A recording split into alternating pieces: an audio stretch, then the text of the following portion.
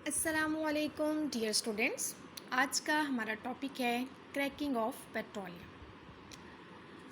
Petroleum के बारे में आपको पता है कि petroleum is a mixture of different hydrocarbons. Some are lower hydrocarbons and some are higher hydrocarbons. Lower hydrocarbons जो हैं उनको कहा जाता है जिनमें कार्बन एटम्स की तादाद कम होती है, एंड हायर हाइड्रोकार्बन से मुराद ऐसे हाइड्रोकार्बन हैं जिनमें कार्बन एटम्स की तादाद ज़्यादा होती है। तो जब हम petroleum that is a mixture of different hydrocarbons, petroleum की हम फ्रैक्शनल डिस्टिलेशन करते हैं तो इससे हमें डिफरेंट फ्रैक्शंस हासिल होती हैं। जैसे नेचुरल गैस हो गया, गैसोलीन है, केरोसिन ऑयल है, गैस ऑयल वगैरह है, तो डिफरेंट फ्रैक्शंस जो हैं वो हमें मिलेंगी। हर फ्रैक्शंस जो है वो कुछ हाइड्रोकार्बन्स पर मुश्तमिल होती है। अब यहाँ से जब हम पेट्रोलियम की जो पेट्रोलियम से एक फ्रैक्शन हासिल करते हैं गैसोलीन। ये गैसोलीन जो है वो यूज़ की जाती है एज अ मोटर फ्यूल, गाड़ियों वगैरह में एज अ फ्यूल इसको यूज़ करते हैं। तो गैसोलीन की क्योंकि डिमांड ज़्यादा है, डिमांड इसलिए ज़्यादा है कि इसकी कंजप्शन बहुत ज़्यादा है। ज़ाहिर है फ्यूल का इस्तेमाल जो है वो देखें कितना ज़्यादा हो रहा है, तो लेकिन इसकी जो प्रोडक्शन है वो कम है। मींस के पेट्रोलियम से जस्ट हमें जो है वो 20% गैसोलीन मिलेगी। अब गैसोलीन के अंदर जो है वो कार्बन एटम्स की तादाद 4 से 13 तक होती है, बट ज़्यादातर इसमें वो हाइड्रोकार्बन्स होते हैं जिनमें कार्बन एटम्स की तादाद 6 to 8 तक होती है, यानी कि हेक्सेन, हेप्टेन एंड ऑक्टेन वगैरह। ये 6 to 8 वाले जो है ज़्यादा कॉमनली इसके अंदर पाए जाते हैं। अब कुछ फ्रैक्शंस हैं जैसे कि केरोसिन ऑयल हो गया या गैस ऑयल हो गया, इनकी डिमांड जो है वो कम है। We can say they are less desirable fuels. Kerosene oil जो है it contains carbon those hydrocarbons which contain carbon atoms from 8 to 14। Similarly gas oil जो है वो उन हाइड्रोकार्बन्स पर मुश्तमिल है जिनमें कार्बन एटम्स की तादाद 12 से 18 तक हो सकती है। अब गैस ऑयल और केरोसिन ऑयल जो है वो गैसोलीन के मुकाबले में क्या है, हायर हाइड्रोकार्बन्स हैं क्योंकि इनमें कार्बन एटम्स की तादाद ज़्यादा है। अब इन हायर हाइड्रोकार्बन्स की जो है यानी क्या जो डिमांड है वो कम है, तो क्या किया जाता है कि इन हायर हाइड्रोकार्बन्स को हाई टेम्परेचर पे हीट करके कन्वर्ट कर दिया जाता है लोअर हाइड्रोकार्बन्स के अंदर। So we can say the process of breaking of larger hydrocarbons with high boiling point into smaller hydrocarbons with low boiling points is called cracking।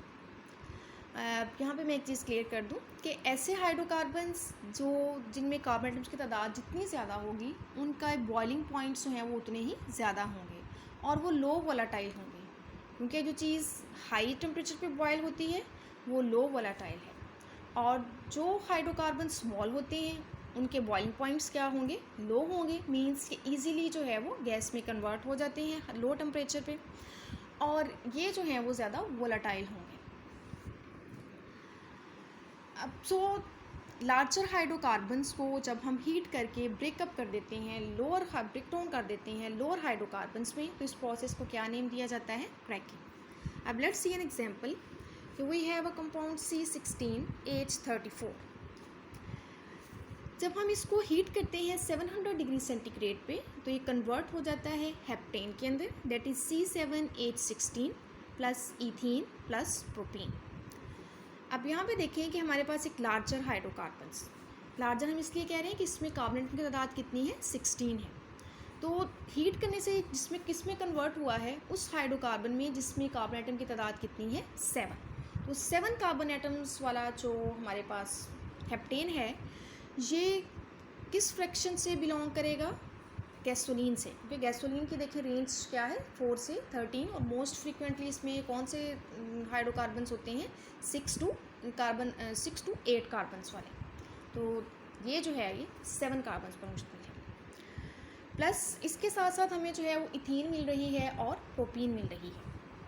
अब इस डिस्कशन से ये चीज़ तो आपको क्लियर हो गई है कि क्रैकिंग का जो हमें फ़ायदा है वो ये है कि इससे हम ज़्यादा अमाउंट में गैसोलीन जो है वो प्रोड्यूस कर लेते हैं।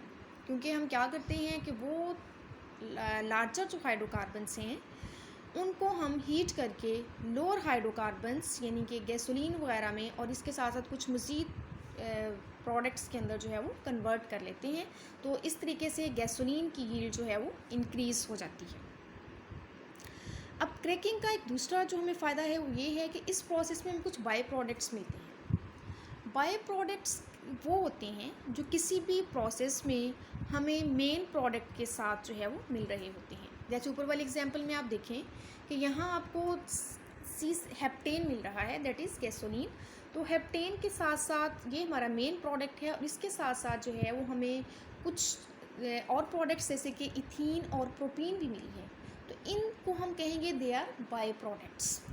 तो क्रैकिंग प्रोसेस में हमें डिफरेंट बाई प्रोडक्ट्स मिलते हैं, जैसे इथीन है, प्रोपीन है, ब्यूटीन है, बेंजीन वगैरह है। तो these by products are very useful for preparing different things like drugs, plastics, detergents, synthetic fiber, fertilizers, weed killers and some very important chemicals like ethanol, phenol and acetone। तो ये 2 advantages जो है वो हमें हासिल हो जाते हैं कि एक तो हम गैसोलीन की जो यील्ड है वो इंक्रीज़ कर सकते हैं बाय क्रैकिंग, एंड सेकंड ये कि यहाँ से हमें जो बाय प्रोडक्ट्स मिलते हैं उससे हम बहुत सारे इंपॉर्टेंट केमिकल्स और बहुत सी इंपॉर्टेंट थिंग्स जो है वो प्रिपेयर कर सकते हैं। Okay, now let discuss the types of cracking. Cracking की 3 टाइप्स हैं। They are thermal cracking, catalytic cracking and steam cracking.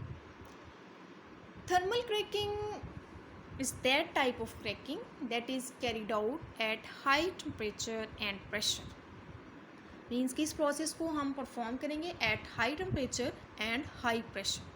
तो पर्टिकुलरली इससे जो हमें प्रोडक्ट्स मिलते हैं they are unsaturated hydrocarbons like ethene and propene.